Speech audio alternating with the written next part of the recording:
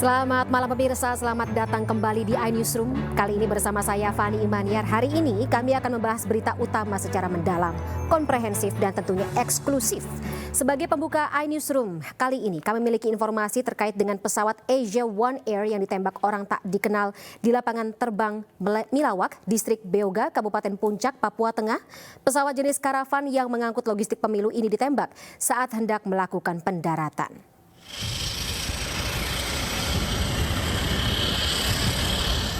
Pesawat Asia One Air ditembak orang tak dikenal di lapangan terbang Milawak, Distrik Beoga, Kabupaten Puncak, Papua Tengah.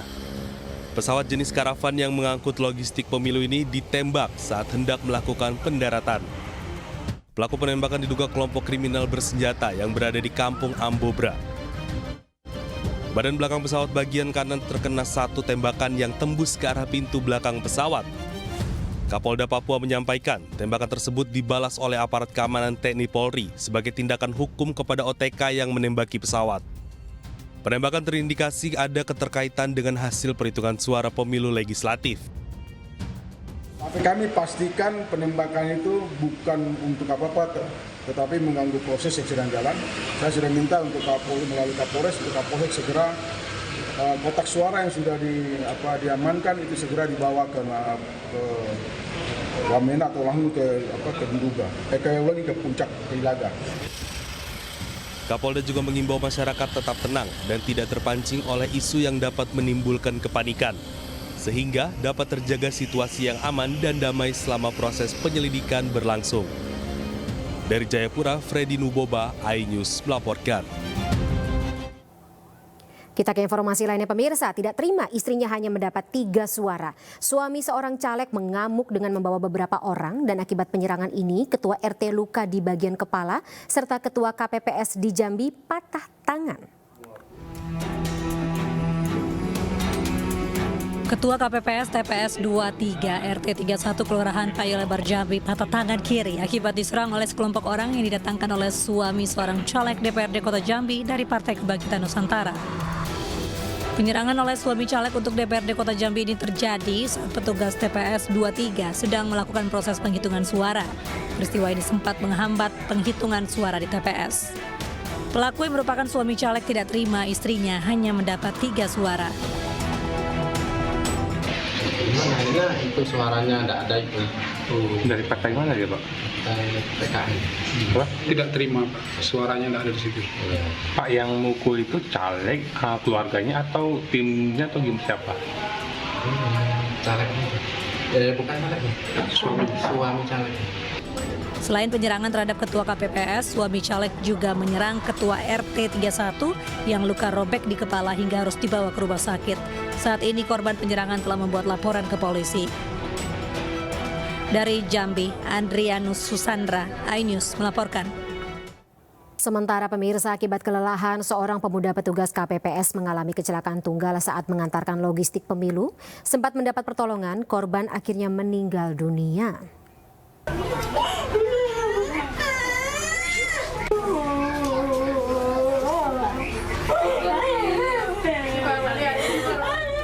Beginilah tangis histeris ibu dari Ahmad Zulfi, seorang anggota KPPS Kelurahan Kebon Kacang Tanah Abang, Jakarta Pusat. Keluarga masih belum bisa menerima kenyataan pahit jika putra ketiganya tewas usai mengalami kecelakaan tunggal. Kecelakaan maut itu terjadi pada Kamis dini hari saat korban bersama rekannya membawa logistik pemilu dengan sepeda motornya dari TPS 66 Kebon Kacang menuju tempat penyimpanan di Gor Bendungan Hilir. Saat di perjalanan, sepeda motor yang mereka kendarai menabrak sebuah tiang hingga keduanya terpental ke jalan. Meski sempat dilarikan ke rumah sakit, namun sayang nyawa korban tak tertolong. Sementara rekan korban mengalami patah tulang lengan hingga kini masih menjalani perawatan intensif di rumah sakit. Diduga kecelakaan terjadi karena keduanya dalam kondisi kelelahan saat melakukan penghitungan suara, namun tetap harus mengantarkan logistik pemilu. Udah saya tanyain, saya juga sebagai ketua KPPS nanyain, masih kuat apa enggak? Kalau enggak ya udah nggak usah dipaksa. Terus kata dia, ya udah nggak apa-apa, masih kuat. Ayo udah ya, berarti masih kuat. bawa motor, ngambil motor, terus saya bilang pelan-pelan nih, hati-hati, baik-baik bawa motornya. Nah di pas rombongan jalan, saya 3 motor, Almarhum bersama Panwas, teman saya, KPPS. Jenazah korban telah dimakamkan pihak keluarga di TPU Menteng Pulo, Jakarta Selatan pada Kamis siang. Dari Jakarta, Rani Sanjaya, iNews melaporkan. Ya pemirsa, selain di Jakarta, petugas KPPS yang meninggal dunia juga terjadi di berbagai daerah.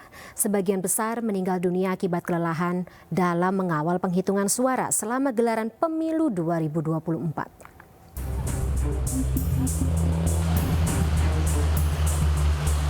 Ketua KPPS TPS 20 Kelurahan Polehan Kota Malang, Sigit Widodo, meninggal dunia karena diduga kelelahan usai bertugas. Pulang pada Kamis pagi usai melakukan penghitungan suara, Sigit Widodo ditemukan lemas sambil memegang dada di dalam mobil ketika ingin mengantar keponakannya. Sigit meninggal dunia saat perjalanan ke rumah sakit. Tante kan anaknya sakit toh, Pak. Kecang-kecang step gitu loh. Sama asma, akhirnya digendong sama ayah. Bila ternyata pas di tengah jalannya gak kuat, akhirnya ditaruh di depan kursi. Habis itu bilang, aku tak muterin mobil aja, biar nanti tinggal jalan gitu. Terus habis itu pas sudah mobilnya posisi mau jalan, ternyata mobilnya mundur. Nah pas mundur sama Umi ditanyai, "Loh Mas, kenapa kok mundur?" Dicari dilihat ternyata orangnya sudah megangi jantung gini sama lesu. Mendiang ketua KPPS ini disemayamkan di rumah duka di Polehan Blimbing, Kota Malang. Rencananya jenazah akan disemayamkan di TPU setempat. Suasana duka menyelimuti keluarga Dahlia Salsabila, seorang petugas KPPS yang meninggal dunia. Keluarga serta kerabat korban tak kuasa menahan tangis saat melihat jenazah Dahlia di rumah duka yang beralamat di Kompleks BTN Minnesaupa, Kecamatan Rapocini, Kota Makassar. Bertugas sebagai anggota KPPS di TPS 45, Dahlia sempat membagikan undangan kepada pemilih. Namun sehari sebelum pencoblosan, Dahlia dibawa ke rumah sakit untuk menjalani perawatan hingga akhirnya meninggal dunia. Jenazah rencananya akan dikuburkan oleh pihak keluarga di TPU setempat dalam waktu dekat.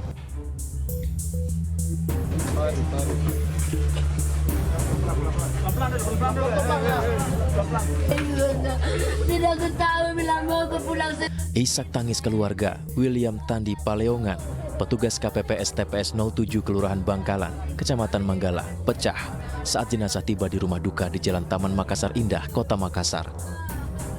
Mahasiswa semester akhir di perguruan tinggi swasta Kota Makassar ini dilarikan ke rumah sakit pada Rabu malam usai mengeluh tidak enak badan akibat kelelahan setelah menyalurkan undangan ke peserta pemilu. William pun menjalani perawatan intensif sebelum dinyatakan meninggal dunia pada Kamis malam. Sementara itu, Komisioner KPU Kota Makassar melayat ke rumah duka dan mengucapkan duka cita mendalam atas berpulangnya 2 anggota, William dan Dahlia. KPU Kota Makassar akan berkoordinasi dengan BPJS Ketenagakerjaan untuk pemberian santunan terhadap keluarga korban. Almarhum ini mengeluh sakit sehari sebelum hari pencoblosan. Jadi malam pencoblosan itu kasihan dia sudah di rumah sakit. Mungkin karena keletihan mengantar undangan apa. Setelah ini apa Ketua? Ada santunan ya, ini sementara kita bicarakan santunannya bersama dengan dinas BPJS Ketenagakerjaan. Diduga 2 petugas KPPS Makassar ini meninggal dunia lantaran sakit karena kelelahan mendistribusikan undangan ke pemilih sehingga tak sempat bertugas saat hari pencoblosan. Tim Liputan iNews melaporkan.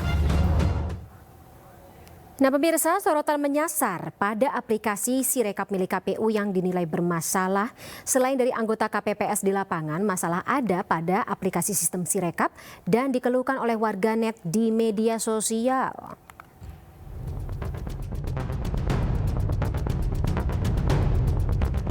Aplikasi penghitungan suara Sirekap milik Komisi Pemilihan Umum mendapat kritikan dari banyak pihak. Warganet ramai-ramai mengkritik anomali yang muncul dalam sistem informasi milik KPU tersebut. Pasalnya hasil pembacaan Sirekap terhadap data formulir C tidak sama. Salah satu unggahan di media sosial mengeluhkan perbedaan angka antara aplikasi Sirekap dengan data yang ada di tempat pemungutan suara.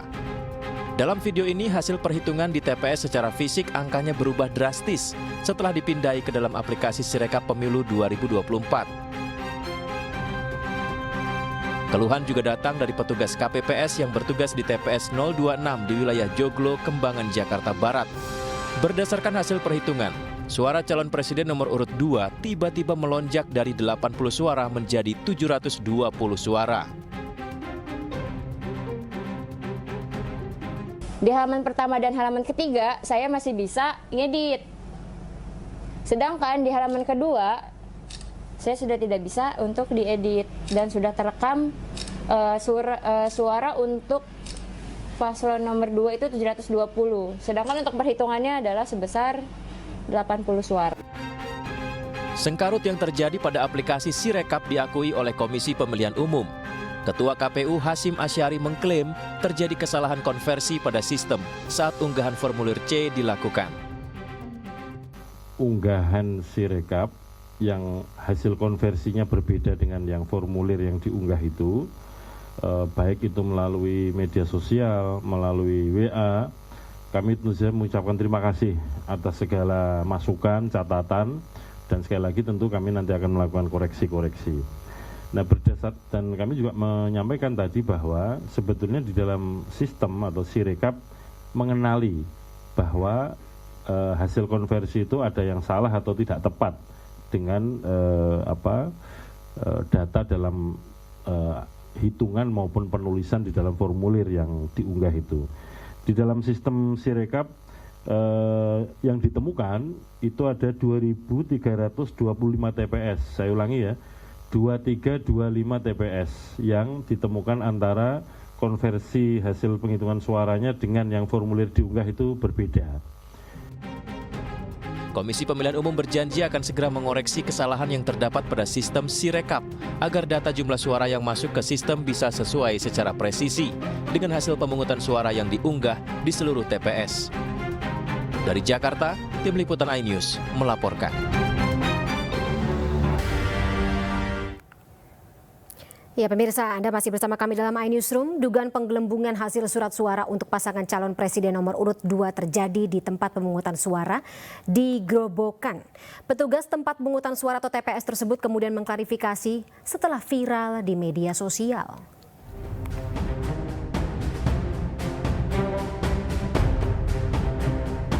Inilah hasil hitungan Sirekap di TPS 02 Desa Kenteng, Kecamatan Toroh, Grobogan, Jawa Tengah yang sempat viral di media sosial. Berdasarkan data yang sudah masuk aplikasi Sirekap milik Komisi Pemilihan Umum, terlihat perbedaan jumlah suara yang diduga sangat tidak masuk akal. Pasangan nomor urut 2 Prabowo Gibran mencapai 561.100 suara, sementara pasangan Anies Muhaimin mendapat 8 suara, dan pasangan Ganjar Mahfud mendapat suara sebanyak 69 dalam satu TPS. Jumlah suara yang diduga terjadi penggelembungan suara ini mendapat tanggapan dari Nining Setianingsih, Ketua Penyelenggara Pemungutan Suara di TPS 02 Kenteng. Ia mengaku saat mengupload sempat mengalami kendala memasukkan data hasil rekap melalui aplikasi Sirekap hingga beberapa kali, namun tetap gagal. Dan sempat tidak bisa melakukan revisi karena aplikasi sudah dikunci oleh KPU Pusat. Pada waktu pemotretan di C hasil dari petugas Sirekap kami, itu saat akan mengirim atau mensubmit hasil foto C hasil, aplikasi itu muter terus dan tiba-tiba logout. Ketika kami ingin mengulangi memotret, tidak bisa. Jumlah surat suara di TPS 02 Kenteng tidak mencapai 500 ribuan surat suara. Di TPS 02 Kenteng ada sebanyak 260 surat suara.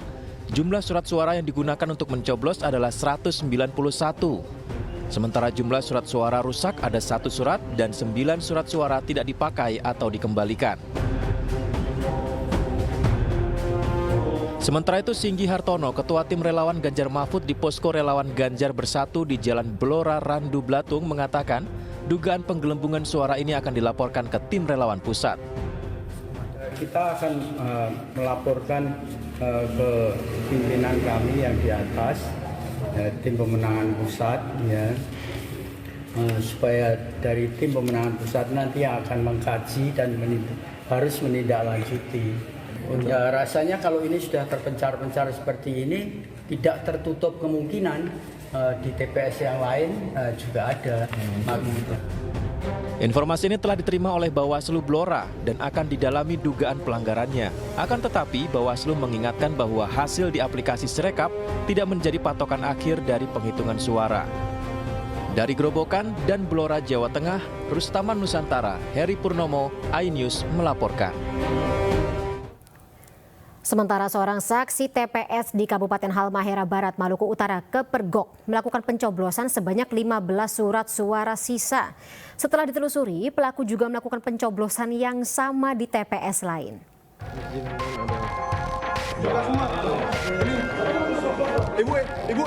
Seorang saksi TPS 2 di Desa Atkelamo, Cinga-Cinga, Kabupaten Halmahera Barat, Maluku Utara, kepergok melakukan pencoblosan sebanyak 15 surat suara sisa. Temuan ini direkam melalui ponsel petugas saat saksi diminta petugas kepolisian menunjukkan surat suara yang baru dicoblosnya di bilik suara. Setelah ditelusuri, pelaku juga melakukan pencoblosan sebanyak 2 kali di TPS terpisah. Pelaku tak sendiri, ada 2 saksi lain melakukan hal yang sama. Ironisnya, mereka membawa masing-masing 15 surat suara, sehingga total suara yang dicoblos ketiganya sebanyak 45 surat suara. Ketiganya telah diamankan petugas, sementara peristiwa ini telah dilaporkan kepada Bawaslu. Pihak Bawaslu Maluku Utara mengaku telah menerima laporan dan akan memproses dugaan tindak kecurangan yang dilakukan. TPS 1 Desa Atkelamo, Cinga-Cinga, Kecamatan Jayalolo Selatan, di Kabupaten Halmahera Barat. Jadi ada dugaan penggunaan pencoblosan suara sisa. Jadi itu dilakukan atas kesepakatan yang dibangun antara KPPS bersama saksi TPS tersebut. Kuat dugaan aksi pencoblosan yang dilakukan telah direncanakan dan melibatkan oknum petugas KPPS dan Panwas setempat.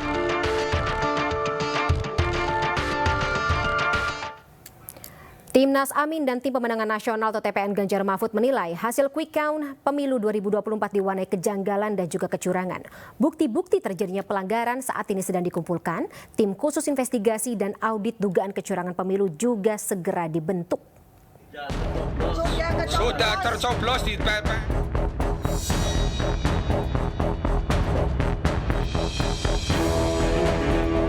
Timnas Amin dan Tim Pemenangan Nasional Ganjar Mahfud menilai hasil quick count pemilu 2024 diwarnai kejanggalan dan kecurangan.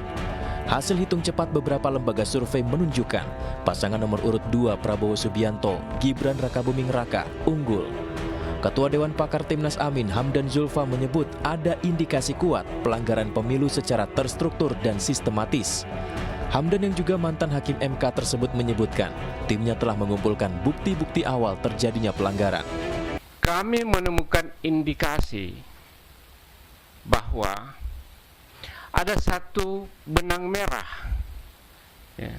antara sebelum hari H pencoblosan, saat hari H pencoblosan, dengan setelah pencoblosan, pelanggaran-pelanggaran itu terjadi secara sistematis.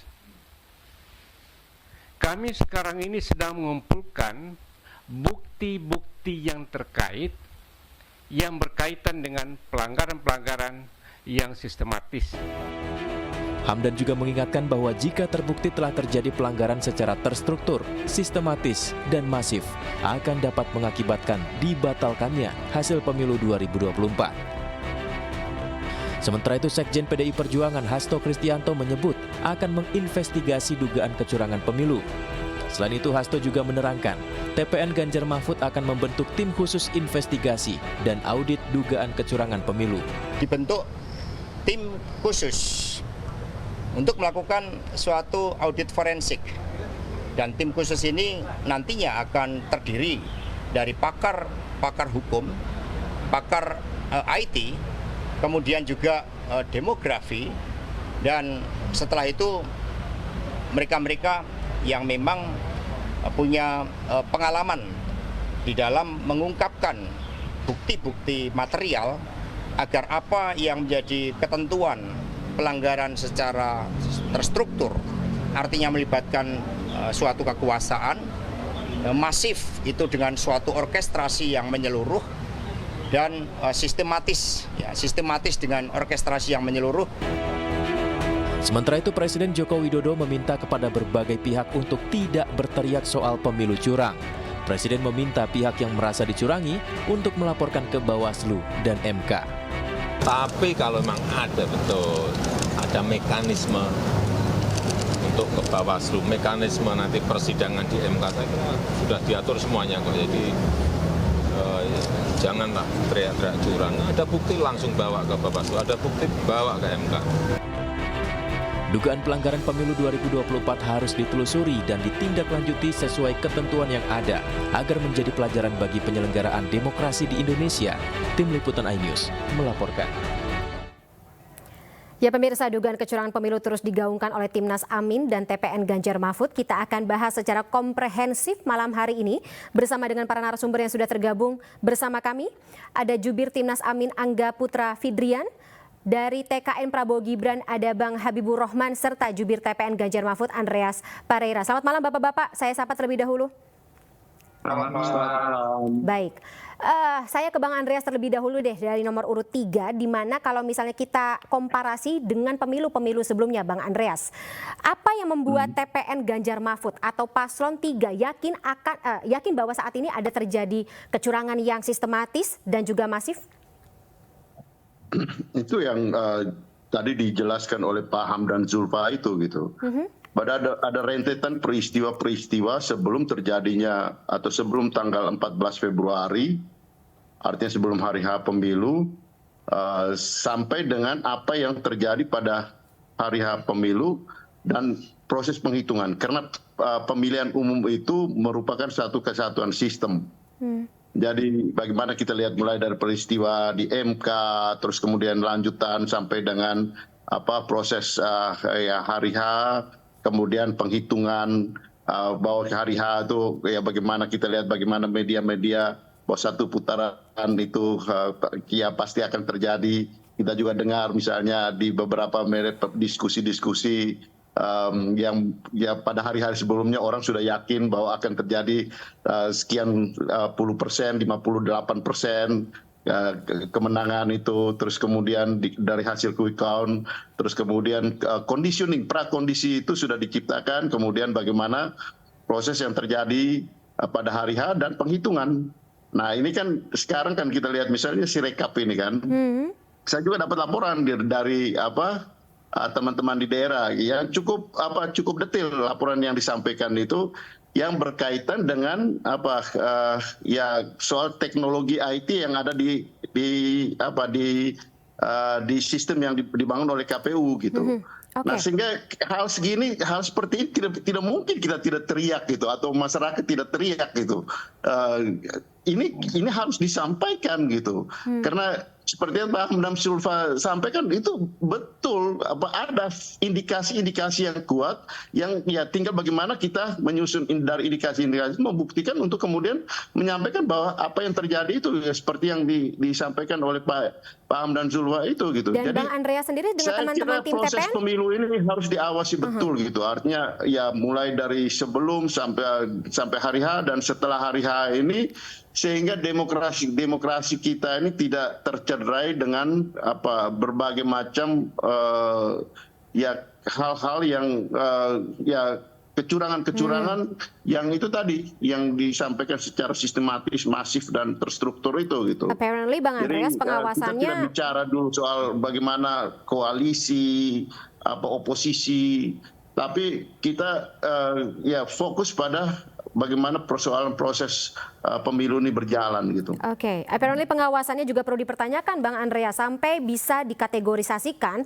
hasil pemilunya itu terjadi kecurangan yang tadi terstruktur, sistematis dan juga masif. Sementara itu untuk Timnas Amin sendiri, Mas Angga, kabarnya menemukan 9 bentuk kecurangan.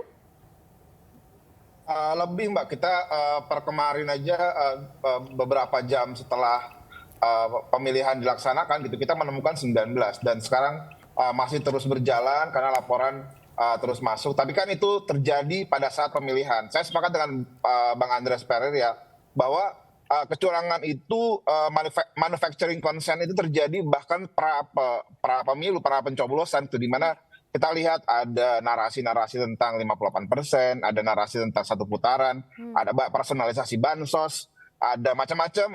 Jadi itu adalah sebuah sistem pra pencoblosan dan pasca. Kita juga menemukan banyak sekali laporan perbedaan, meskipun Sirekap itu dianggap bukan bagian dari perhitungan resmi. Tapi kan ketika misalnya Sirekap ini nggak diawasi, ada banyak error di situ, nanti hasil akhirnya bisa jadi disepakati secara umum karena common sense gitu.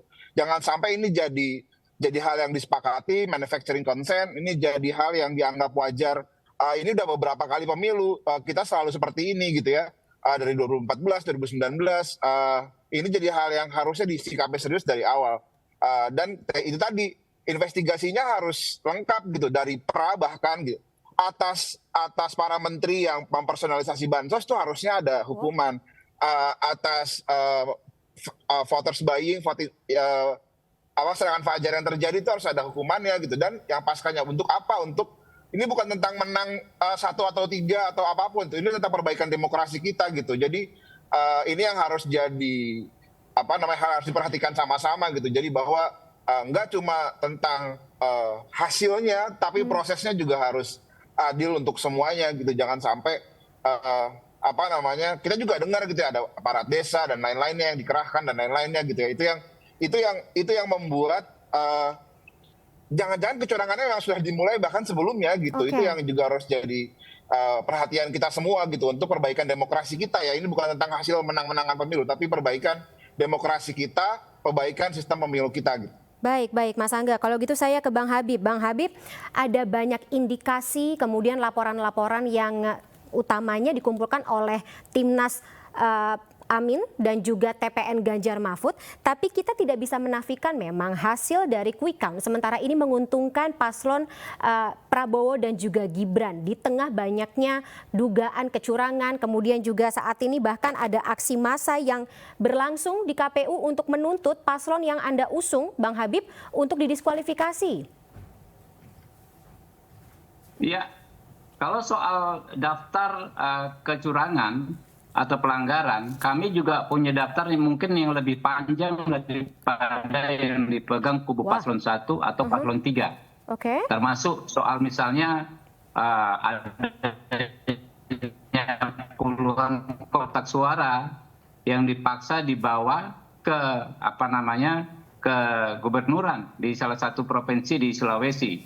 Ya, termasuk misalnya banyak sekali orang yang kemarin pagi tertangkap ya diproses membawa amplop di Jakarta Timur. Termasuk misalnya laporan di Jawa Timur soal surat suara yang sudah tercoblos paslon 3. Ya, termasuk diantaranya kasus-kasus dugaan penyalahgunaan program-program di bawah kementerian yang menterinya berafiliasi ke paslon 1. Tentu banyak juga ya. Kami sedang dalam proses dan sudah melakukan pelaporan-pelaporan. Nah, kami ingin ya kan semua laporan termasuk juga laporan yang dianggap menguntungkan kami diusut tuntas. Tetapi memang ada narasi-narasi yang menurut saya pasti dipertanyakan oleh rakyat, dipertanyakan oleh publik.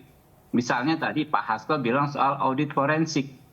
Kita nggak ngerti apa yang dimaksud audit forensik. Itu kan audit forensik itu kan terminologi dalam konteks transaksi keuangan.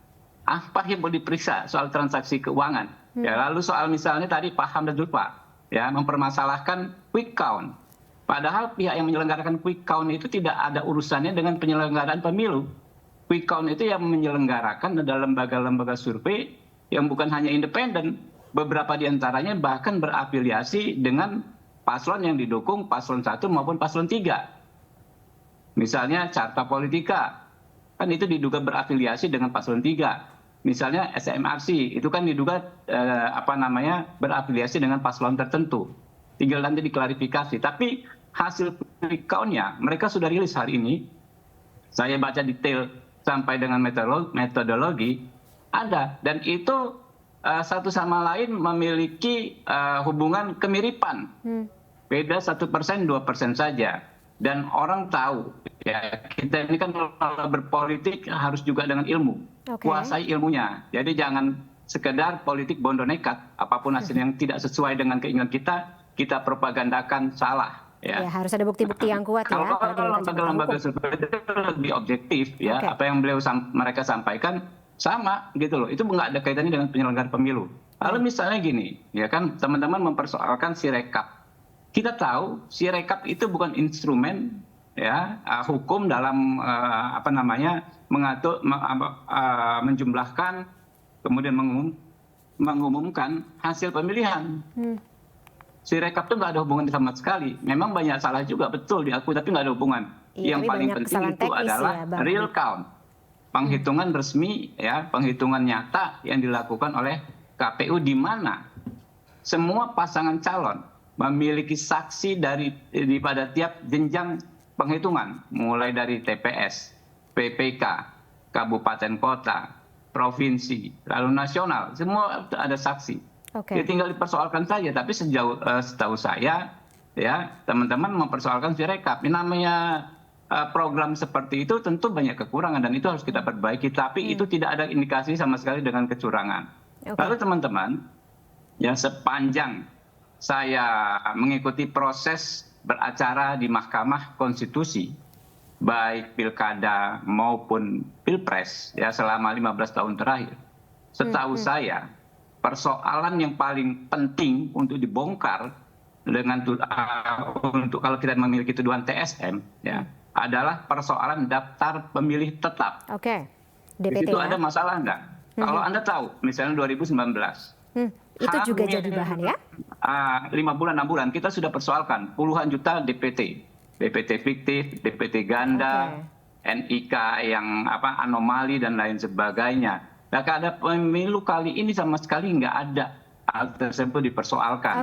Karena apa? Karena sistem administrasi pemilu kita sudah bagus.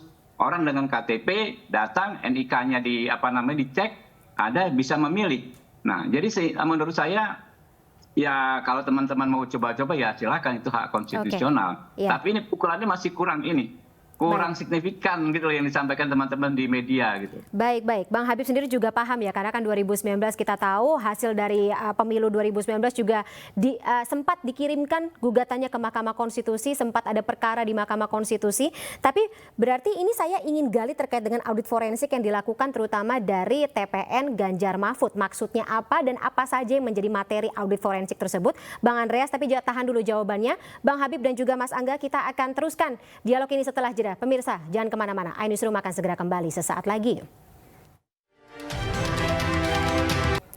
Terima kasih pemirsa, Anda masih bersama dengan iNewsroom dan kami masih akan lanjutkan kembali dialog terkait dengan dugaan kecurangan yang terjadi dalam pemilu 2024. Masih bersama para narasumber kami, Bang Andreas Pareira dari Paslon 03 atau TPN Ganjar Mahfud, kemudian Mas Angga Firdian dari Timnas Amin, serta Bang Habibur Rahman dari TKN Prabowo Gibran. Saya kembali ke Bang Andreas. Bang Andreas, audit forensik ini apakah yang dilakukan khususnya oleh TPN Ganjar Mahfud, apakah sudah membuahkan hasil, apa-apa saja alat bukti yang dikumpulkan?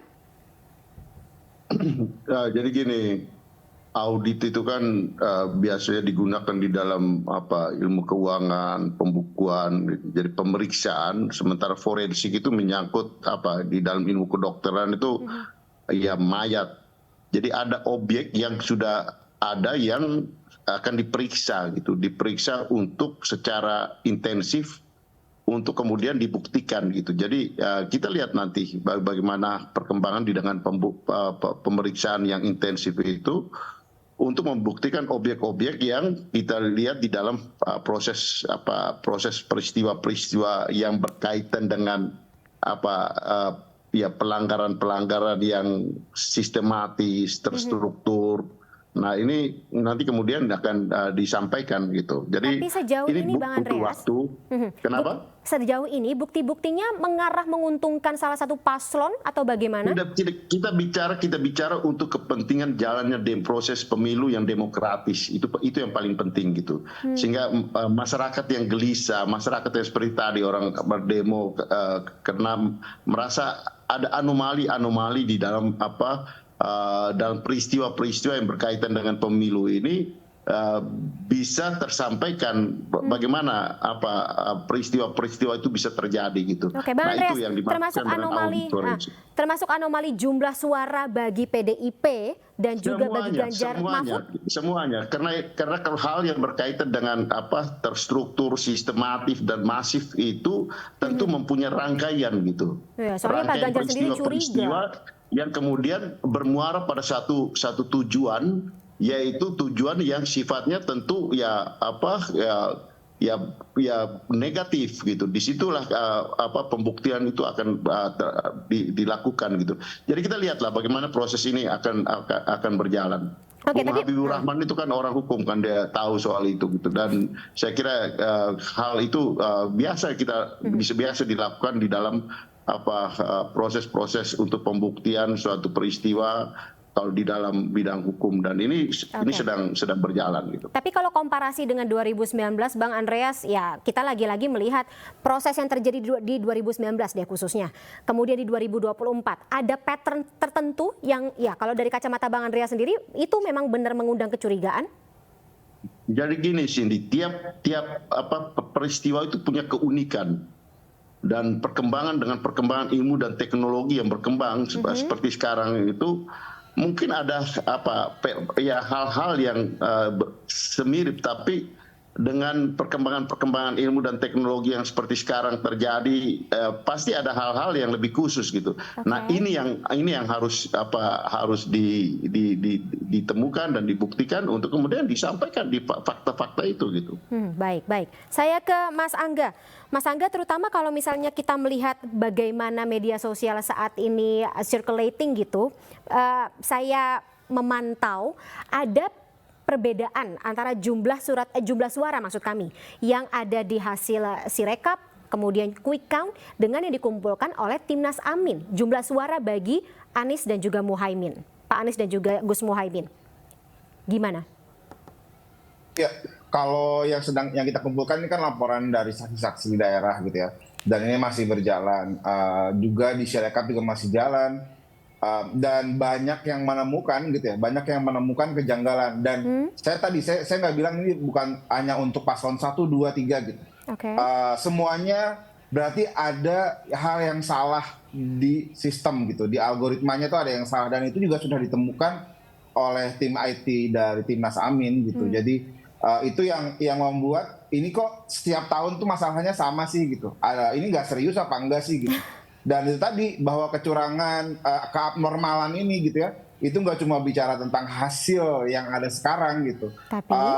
Tadi Pak Andreas Parelli juga sempat sebut bahwa anomali suara PDIP dan suaranya Ganjar gitu, itu pasti ada yang salah gitu. Ada yang salah dalam proses menuju ke sana gitu. Di pra dan di pemilihannya dan di pasca itu pasti ada yang salah juga yang kami temukan di lapangan gitu. Jadi ini nggak bicara tentang menang-menangan gitu ya. Ini bicara tentang demokrasi kita tuh mau dibawa kemana gitu. Dan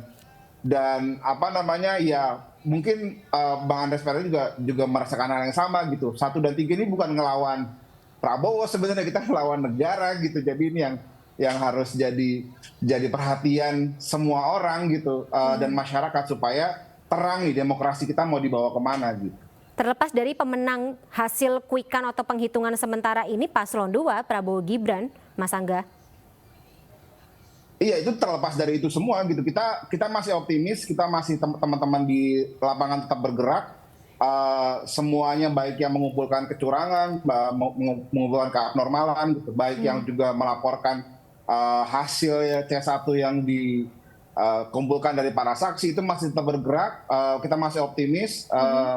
Kita lihat hasilnya nanti di KPU. Tapi ya itu tadi, jangan sampai hasil di KPU itu dikontrol sama narasi yang ada di sekarang gitu. Seakan-akan semuanya baik-baik saja, seakan-akan semua tidak ada masalah, seakan demokrasi kita baik-baik saja. Padahal enggak. Oke. Gitu kira-kira. Kalau misalnya hasil di KPU nanti, penghitungan suara secara real tidak sesuai dengan ekspektasi, Mas Angga?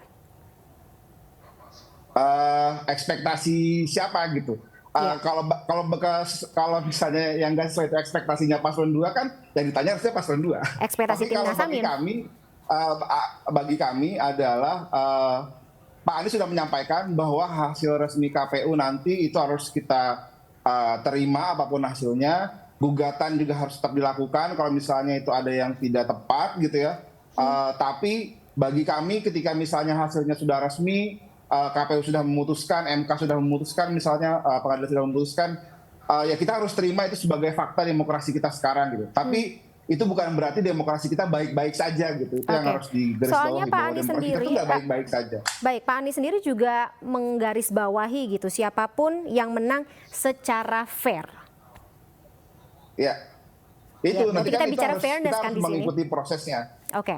Kita harus nunggu sampai prosesnya gitu ya. Nanti kan kita juga nggak tahu di pengadilan akan memutuskan seperti apa. Apakah prosesnya pengadilan juga nanti fair gitu misalnya. Kalau misalnya itu semuanya fair and square, tidak ada abnormal lagi, ya udah itu yang harus kita terima gitu. Oke, secara bersama ya. Sebagai fakta sejarah demokrasi kita gitu. Baik, baik. Bang Habib, ini saya juga jadi penasaran sebenarnya saat ini kondisi di paslon 2 sendiri bagaimana dengan banyaknya narasi yang muncul saat ini menduga ada indikasi kecurangan yang tadi terstruktur, sistematis dan juga masif. Sementara hasil quick count dan juga recap sementara ini menguntungkan Pak Prabowo dan juga Mas Gibran. Tapi kalau dari paslon 2 sendiri dengan banyaknya tadi bukan kecurigaan sih, banyaknya narasi-narasi yang kita tidak bilang mendegradasi ya, tapi ya ini kemenangan yang hitungannya jadinya dipertanyakan. Dari 02 sendiri bagaimana? Bang Habib? Boleh di-unmute Bang Habib? Gawainya. Bos, Anda mau berbicara, Anda yang jadi pembicara atau Anda ingin host jadi bertanya gitu loh? Bertanya Bang Habib. Ya saya bicara ya. Monggo, monggo. Oke, jadi kita kan bisa paham, ya kita ini kan bukan baru menghadapi situasi seperti ini. Sebagaimana disampaikan oleh Prof. Mahfud 2019, bagi yang kalah, KPU itu nggak ada benarnya, pasti selalu salah. Ya. Jadi kalau Anda katakan misalnya banyaknya narasi, itu narasi dari siapa dulu? Rakyat kita juga kan bisa menilai, rakyatnya sudah cerdas. Kalau dikatakan hari ini ada berapa ratus orang yang berdemo di depan Bawaslu, di depan KPU, itu jangan-jangan nanti bisa membangkitkan macan tidur. Bisa jadi besok ada 10.000 atau 10 kali lipat massa yang berdemo dengan tuntutan yang sebaliknya. Karena masyarakat melihat pemilu ini sudah berjalan secara garis besar dalam koridor demokrasi. Nah, makanya benar saya sepakat dengan Bung Angga ya. Anda jangan dorong-dorong ya teman-teman juga ya dengan narasi-narasi yang nggak ada ukurannya. Yang ada ukurannya itu adalah di ranah hukum, di Bawaslu, di Mahkamah Konstitusi. Itu yang bisa ditempuh. Kita akan hormat, kita akan respect kalau teman-teman tempuh jalur itu. Tapi kalau tanggung narasi seolah-olah kita punya bukti yang sebaliknya jauh lebih banyak, ngapain kita berdebat kusir soal hal tersebut? Ya, jadi misalnya gini, ya persoalan asumsi semua kan yang tadi disampaikan soal anggapan bahwa ada proses sebelumnya. Kan sebetulnya ada tahapan. Kalau kita pahami pasal 93 di Undang-Undang Pemilu, ada yang namanya sengketa milu. Macam-macam. Ada sengketa tata usaha negara pemilu. Itu bisa ditempuh sejak awal. Ya. Oke, misalnya mempersoalkan kembali keabsahan Mas Gibran. Kita tahu kok sudah begitu banyak putusan pengadilan yang ditolak karena mempersoalkan perkara tersebut. Tetapi proses adjudikasi di pemilu nggak pernah ada. Nggak pernah ada proses sengketa administrasi pemilu terkait pencalonan tersebut. Sehingga ketika sekarang pemilu sudah dilaksanakan, ya kemarin teman-teman membangun ya ada teman-teman yang membangun narasi negatif soal pencalonan Gibran. Rakyat sudah membuat putusan Ya, bahkan rakyat ekstrim, publik itu ekstrim. Tadinya kita diperkirakan hanya meraih 52% suara, langsung jadi 58%. Ini kan bentuk perlawanan rakyat yang real terhadap narasi-narasi negatif yang dibangun, termasuk oleh juga teman-teman media. Jadi itu keuntungan sendiri. Begitu dahsyatnya penggiringan opini bahwa pemilu ini bermasalah, pencalonan Gibran bermasalah, de facto elektabilitas Pak Prabowo dengan Mas Gibran itu melonjak ya dari 30 sekian persen menjadi 58% pada saat pemilihan gitu. Nah ini kan rakyat yang bicara, publik yang bicara. Nah silahkan saja kalau dianggap masih ada masalah, tapi kita sama-sama paham lah kalau di MK, kalau Anda berangkat dengan anggapan, Anda berangkat dengan kesan, Anda berangkat dengan asumsi, yaitu saya ini berpengalaman baik Presiden SBY, ya, Presiden Jokowi yang jadi presidennya ya, itu sudah patternnya begitu. MK itu nggak akan bisa digiring dengan kesan, dengan anggapan, dengan asumsi. Pasti harus dengan bukti-bukti yang nyata. Ya silahkan saja teman-teman, kan ini masih ada waktu. Disiapkan saja, dan saya siap hadir kami dari paslon Prabowo Gibran, siap hadir di MK pihak terkait bersama-sama dengan KPU RI. Oke, dari TKN sendiri juga kabarnya kan juga sedang mengumpulkan ya bentuk-bentuk kecurangan yang ada di lapangan, Bang Habib. Iya, itu dia saya sampaikan. Pada saat hari H saja sudah banyak sekali perkara laporan-laporan yang masuk dan kami identifikasi, kami lakukan tindak lanjutnya sesuai dengan hukum. Nanti kita beradu di di persidangan Mahkamah Konstitusi. Oke, baik. So, kita semuanya berarti sepakat ya, maksudnya baik dari paslon nomor urut 1, 2, dan juga 3 menemukan adanya indikasi kecurangan yang terjadi di berbagai wilayah Indonesia selama pelaksanaan pencoblosan pemilu 2024. Dan ini tentunya menjadi sebuah perhatian sendiri karena kita tidak mau dong pesta demokrasi kita dikotori oleh tindakan-tindakan yang tadi. Baik. Kita ucapkan terima kasih dulu kepada Bang Andreas, Mas Angga, dan juga Bang Habibur Rahman dalam waktunya bersama kami di iNewsroom malam hari ini. Salam sehat selalu. Sampai jumpa Bapak-Bapak.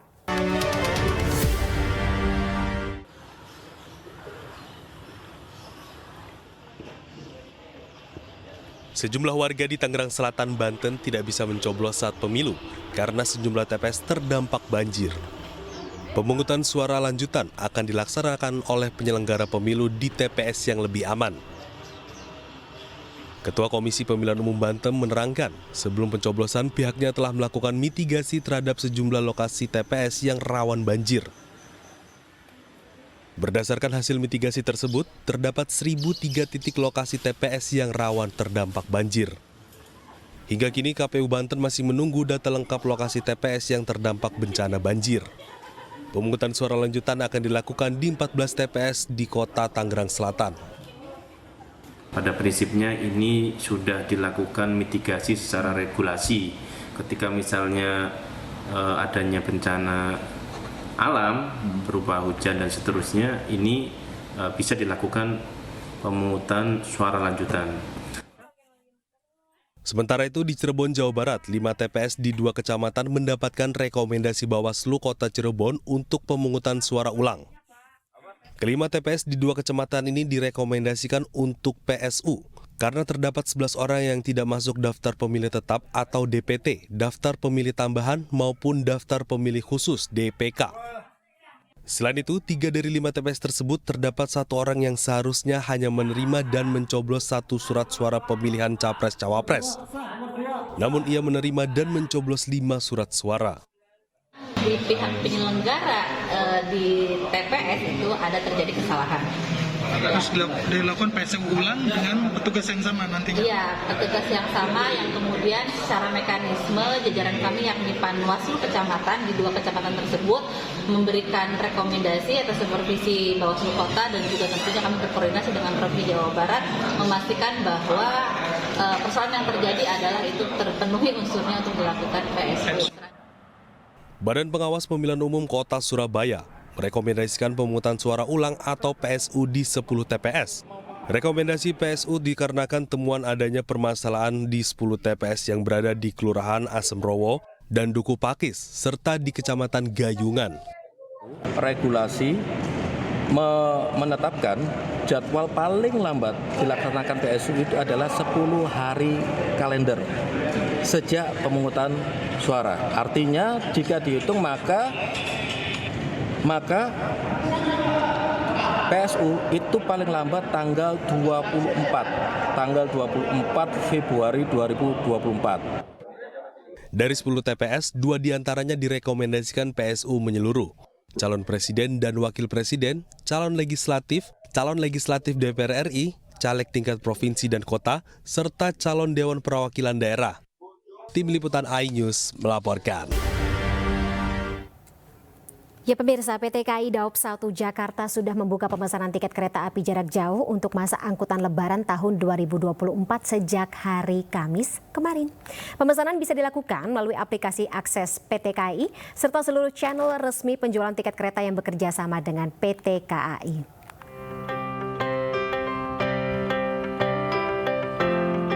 Bagi Anda yang ingin mudik ke kampung halaman dengan moda transportasi kereta api pada momen libur Lebaran tahun 2024, nampaknya harus mempersiapkan diri mulai sedini mungkin. Tak perlu cemas atau khawatir kehabisan tiket kereta, sebab terhitung mulai hari Kamis, tiket kereta api jarak jauh pada masa angkutan Lebaran 2024 sudah bisa dipesan oleh masyarakat.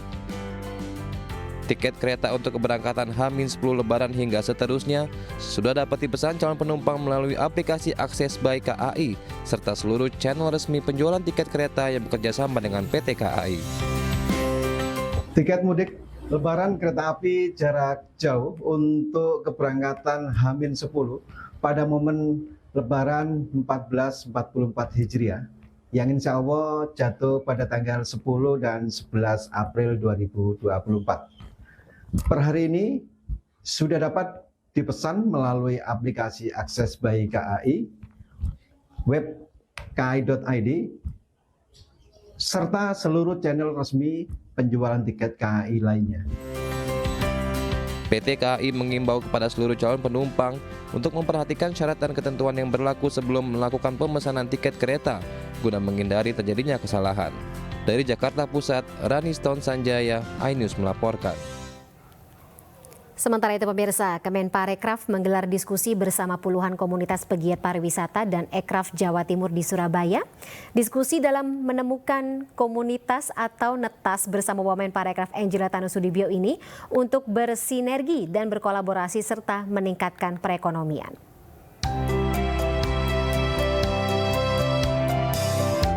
Wamenparekraf Angela Tanusudibio mengajak berbagai komunitas di Jawa Timur terus bersinergi dan berkolaborasi meningkatkan perekonomian terkait bonus demografi.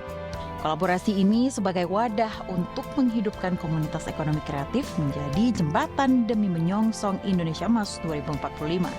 Hal ini disampaikan Angela Tanusudibio dalam diskusi Nemuin Komunitas atau NETAS bersama 35 komunitas pegiat pariwisata dan Ekraf Jawa Timur di Surabaya. Diskusi ini ditargetkan dapat menghasilkan ide serta gagasan untuk peningkatan pariwisata dan ekonomi kreatif Indonesia. Kami juga menghadirkan narasumber penting yaitu Ibu Wamenparekraf, Ibu Angela Tanusudibio, dan tentunya beliau memberikan beberapa catatan pentingnya untuk selalu berkarya dan juga berkolaborasi. Jadi positioning komunitas ini di Kemenparekraf sangat luar biasa. Bukan hanya sebagai partner, tetapi juga bagaimana melakukan aktivasi berbagai komunitas di daerah sehingga mereka juga value-nya naik, secara pengembangan komunitas juga sangat berkembang. Kegiatan NETAS yang merupakan agenda rutin Kemenparekraf ini akan berlanjut di Jakarta dengan menggelar diskusi bersama komunitas lari atau ASN Run pada tanggal 18 Februari mendatang. Dari Surabaya, Jawa Timur, Yuda Prawira, iNews melaporkan.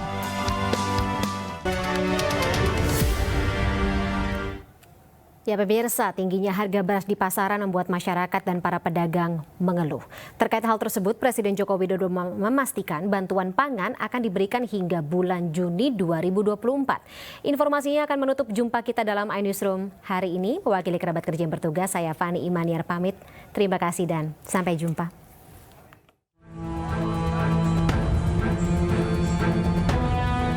Tingginya harga beras di pasaran membuat masyarakat dan para pedagang mengeluh. Bahkan para pedagang harus merugi akibat pengurangan stok dagang dikarenakan harga beras yang sangat tinggi. Menanggapi hal tersebut, Badan Pangan Nasional memberikan penjelasan. Bappenas menyebut setidaknya ada 2 faktor utama yang menjadi pemicu langka dan mahalnya harga beras di pasaran, di antaranya terkait ongkos produksi yang naik. Yang pertama memang ongkos produksinya naik, ya. Jadi pupuknya naik, kemudian kemarin dampak dari El Nino, kekeringan gitu ya. Kemudian air juga kurang gitu, sehingga memang panennya itu berkurang. Sementara itu di Lampung, harga beras medium di pasar tradisional Kabupaten Lampung Tengah tembus di angka Rp15.000 per kilogram. Kenaikan harga beras berimbas pada kelangkaan stok pedagang di pasar Bandar Jaya. Tingginya harga beras membuat masyarakat mengeluh. Kenaikan harga beras mencapai Rp15.000 per kilogram, belum pernah terjadi sebelumnya, melebihi harga eceran tertinggi Rp10.900.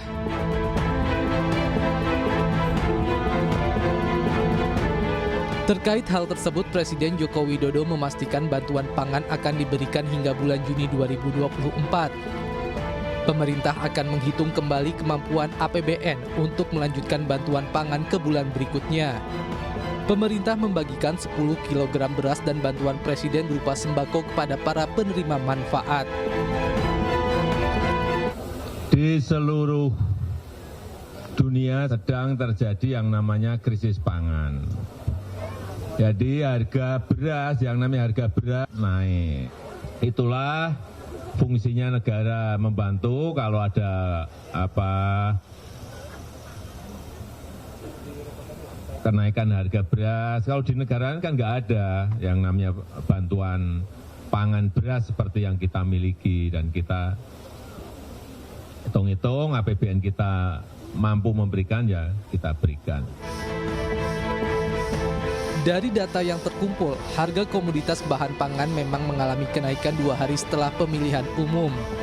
Pemerintah akan terus berupaya agar distribusi beras ke seluruh wilayah Indonesia bisa berjalan lancar tanpa ada hambatan.